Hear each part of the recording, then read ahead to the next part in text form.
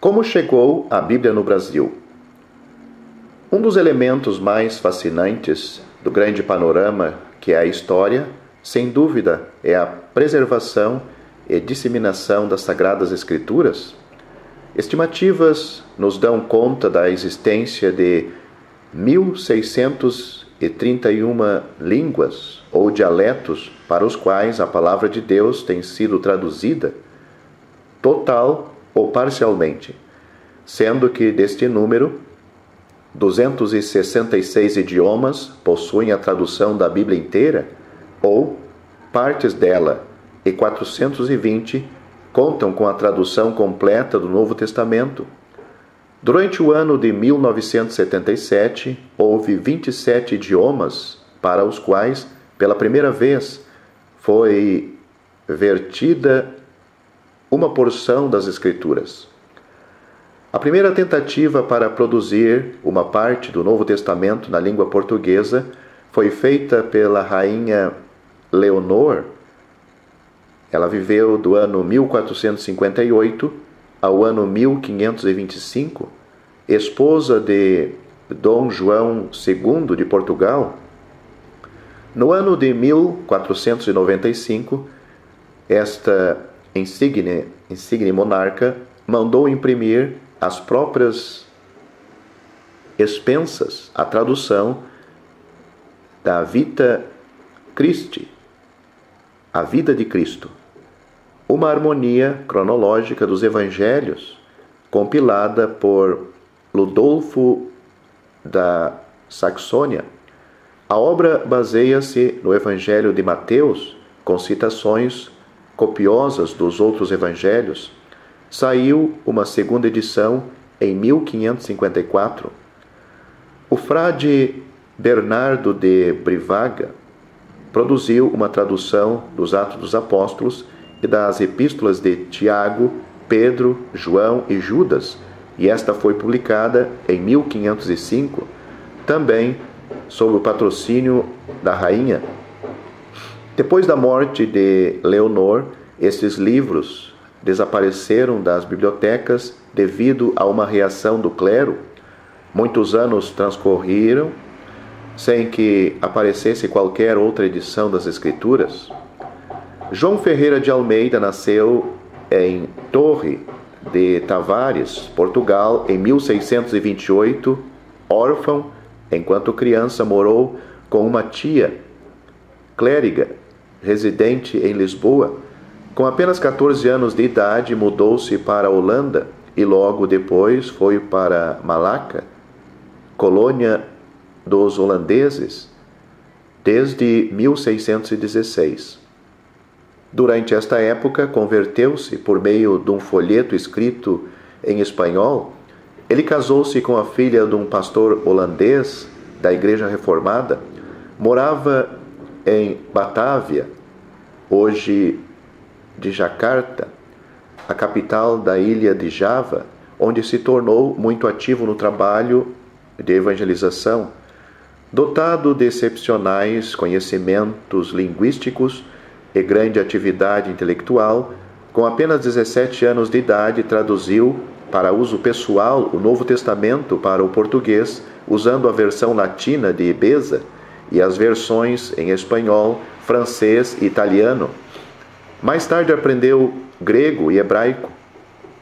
No ano de 1656, Almeida foi reconhecido como ministro da Igreja Protestante Portuguesa e mudou-se para Ceilão, hoje Sri Lanka, onde pregou em várias línguas, ali ficando até 1663. Depois da sua volta para Batávia, começou a tarefa com a qual iria ocupar-se durante o resto de sua vida, a tradução da Bíblia das línguas originais para o português. O ano de 1681 viu impressa a primeira edição do Novo Testamento na cidade de Amsterdã, por ordem da Companhia Holandesa das Índias Orientais. Infelizmente, o impressor, na execução do seu trabalho, não foi tão cuidadoso quanto o tradutor, por isso essa edição é cheia de erros tipográficos. Almeida teve que escrever uma advertência publicada na Batávia, apresentando o índice dos erros. Quanto ao Velho Testamento, só lhe foi possível traduzir até Ezequiel, capítulo 48, versículo 21, sendo o resto da obra completada por um conjunto de missionários holandeses, incluindo Jacob op den Arker, Teodósio Walter e Nicolau Dahl. Almeida faleceu na Batávia aos 6 de agosto de 1691. 2 anos depois, na mesma cidade, saiu a segunda edição do Novo Testamento e outras foram produzidas em Taquebar em 1760 e Batávia em 1773. Quanto ao Antigo Testamento, foram publicados em 1738 os livros históricos do Velho Testamento e o livro dos Salmos em 1740. Os 2 tomos do Velho Testamento completo foram impressos na Batávia em 1753. A versão brasileira. Esta foi publicada em 1917, após 13 anos de trabalhos por uma comissão competente, embora considerada pelos peritos como uma das versões mais fiéis aos originais entre as traduções em português, não teve a aceitação esperada, vista que a preferência geral continuou a favor da tradução de Almeida. Revisões. A versão de Almeida tem passado por várias revisões, sendo as principais em 1894, 1925, 1947 e, mais recentemente, em 1958, saiu a edição Revista e Atualizada, a qual emprega a linguagem usada no Brasil. Em 1968, a imprensa bíblica brasileira também empreendeu um trabalho de revisão da referida tradução. As sociedades bíblicas. A Sociedade Bíblica Britânica e Estrangeira foi formada em 7 de março de 1804 em Londres. 5 anos depois, ela despachou a primeira remessa de Novos Testamentos na versão Almeida.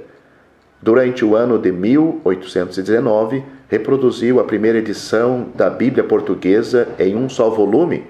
No ano de 1821, imprimiu também a versão do padre Antônio Pereira de Figueiredo, que viveu do ano 1725 a 1797, cuja tradução saiu originalmente na cidade de Lisboa, em 23 volumes, entre 1778 e 1790.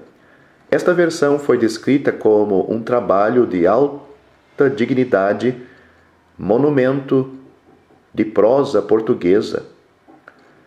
De 1820 em diante, a Sociedade Bíblica Britânica e Estrangeira e a Sociedade Bíblica Americana, fundada em Nova York em 1816, mandaram Bíblias e Novos Testamentos para negociantes estrangeiros no Brasil, os quais fizeram o trabalho de distribuição dos mesmos entre o povo brasileiro. Com a entrada de Dr. Robert Reid Kelly, que viveu de 1809 a 1888, e outros missionários evangélicos, depois de 1855, a situação no Brasil mudou radicalmente. Em 1856, a Sociedade Britânica fundou uma filial no Rio de Janeiro e, em 1876, a Sociedade Americana fez a mesma coisa. Agentes das sociedades e missionários percorreram todo o Brasil, oferecendo ao povo o tesouro da Palavra de Deus. Trabalho árduo e às vezes perigoso, mas só a eternidade revelará o benefício que trouxeram ao nosso país.